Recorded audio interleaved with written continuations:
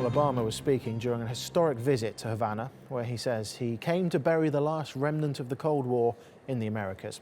He made his latest speech at the city's Grand Theatre alongside Cuban President Raul Castro. Obama's speech marked the final day of his trip to Havana as the first sitting US president that's visited the country in 88 years. Well, let's now go to Simon Marks live in Havana for the very latest. Simon, good to see you there. So what has Obama achieved then, would you say, with this visit?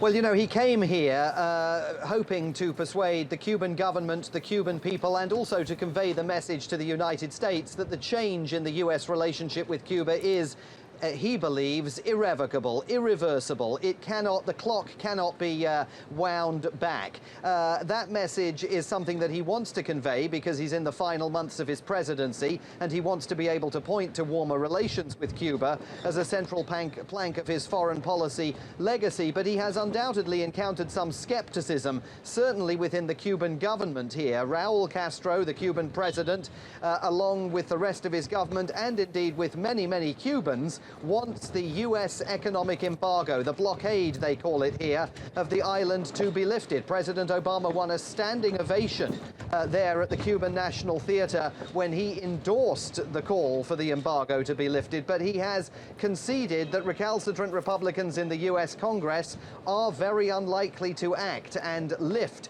the embargo and end US sanctions against Cuba before Barack Obama leaves the White House. So on the one hand, he's trying to say there's been an irreversible change in the relationship. There's a unique opportunity now to start building warmer ties. But on the other hand, he's had to acknowledge that his own hands are somewhat tied back in Washington. And he's got a partner here in President Raul Castro, who is still a committed communist revolutionary.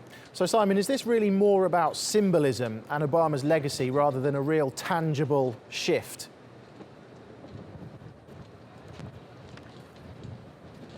Well, I think we have to say there has been a tangible shift. I mean, the sights and the sounds that we've seen and heard here in Havana over the course of the last 2.5 days are absolutely extraordinary. I mean, who would ever would have imagined that you would hear a Cuban military band playing the Star-Spangled Banner as an American president began an official visit, an official state visit to Cuba, then a state dinner hosted by Raul Castro, brother of Fidel Castro, the revolutionary whose actions ended up thrusting the US relationship with Cuba into the deep freeze for 60 years. So quite extraordinary symbolism. But what President Obama essentially is doing politically and diplomatically is trying to nudge the ball forwards. He's trying to create groundwork so that in 5, 10, 15 years, people will look back on this visit and say, that was truly the moment when the US relationship with Cuba began opening up, although when it happened